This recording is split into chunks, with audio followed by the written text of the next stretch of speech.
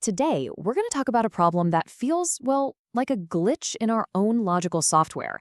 It's a puzzle that kind of hacks the very idea of identity itself. So let's just dive right in. But before we get to ancient ships and all these big philosophical theories, I want you to think about something really simple, but also really, really difficult. What makes you the person that you are right now, in this very moment? Go ahead and hold that thought. Because today, we're basically opening up a cold case file from the world of philosophy. We're on the hunt for a solid, consistent definition of identity, and we're going to do it by investigating one of the most famous paradoxes ever come up with. Our story starts, like a lot of them do, way back in ancient Greece, with a thought experiment that was first written down by the historian Plutarch. It all kicks off with a simple voyage, but believe me, it ends with a very, very complicated question. So imagine the legendary hero Theseus sets sail on his famous ship. Now, it's a long journey, and the ship, it takes a real beating from the sea. A wooden plank starts to rot, so the crew does the sensible thing. They replace it with a new, strong one. Simple enough, right? But then another plank rots, and they replace that one, and then another. This happens over and over, piece by piece, until finally the ship sails back into its home port, but not a single piece of the original wood remains. Every last bit has been replaced. So here it is, the core of the puzzle. Is the ship that returned home the exact same ship of Theseus that left? I mean, it's got the same name, it followed the same path through the water, but it's made of entirely different stuff. What do you think? And just when you start to lean one way or the other, bam, the 17th century philosopher Thomas Hobbes comes along and decides to make the whole puzzle exponentially harder. He adds this one brilliant little twist to the story that changes everything. Hobbes asks us to imagine there's a scavenger, okay? And this scavenger is in a little boat, trailing right behind Theseus's ship for the entire journey. Every single time the crew throws an old, rotten plank overboard, the scavenger fishes it out of the water and carefully saves it. So now, on the day Theseus returns to port, the scavenger sails in right behind him. And now you've got two ships sitting in the harbor. There's ship A, the one Theseus is on, made of all the brand new parts, and then there's ship B, the scavenger ship, which he has meticulously rebuilt from every single one of the original parts. So which one is the true ship of Theseus? I mean, they can't both be, can they? This is where the paradox really starts to hurt your brain. To try and solve this thing, philosophers have come up with a few logical tools. Think of it like a toolkit for identity. Let's look at two of the main theories they use to try and crack this case.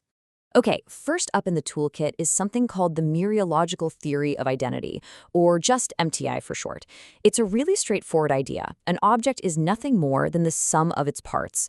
If you have the same parts, you have the same object. That's it. Simple. So if we use MTI, we get a crystal clear answer. The scavenger ship, ship B, is the real one, no question, because it has all the original parts. Case closed. But hang on a second. This creates a really bizarre new problem.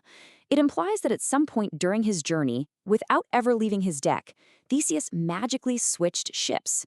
He left on one ship and came back on a totally different one, which just, completely contradicts the entire story. All right, so MTI leads to a pretty weird conclusion. Let's try another tool from the kit, spatiotemporal continuity, or STC. This theory argues that identity isn't about the parts an object is made of. No, it's about the object's continuous, unbroken existence through space and time. As long as the change is gradual and the overall form is maintained, it's the same object. Now, using STC, the ship that Theseus actually arrives on, ship A, is the true ship of Theseus. And this feels much more intuitive, doesn't it? I mean, he was on it the whole time, its form was preserved, it makes sense. But this also creates its own problem.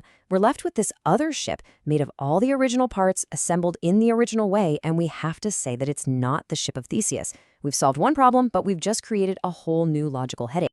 And this, right here, is the real reason this puzzle has fascinated people for centuries. It was never actually about a ship. The ship, it's just a stand-in for a question that is much, much closer to home. I want you to think about your own body. Your cells are constantly dying and being replaced. In fact, scientists say that over a period of about 7 to 10 years, pretty much every atom in your body is replaced with a new one. You are, quite literally, not made of the same physical stuff you were a decade ago. So what makes you, you? Is it your physical parts? Because if so, well, then you're a new person every decade. Is it your overall form and structure? But what happens if you lose a limb? Is it your consciousness, your mind, your memories, your feelings?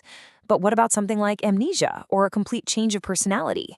Or maybe it's just your unique history, that one unbroken path through time that only you have traveled. So here's the final question I'm going to leave you with. If you are the ship of Theseus, constantly being rebuilt, plank by plank, atom by atom, are you still the same person who started the journey? And if you are, what part of you is the real you?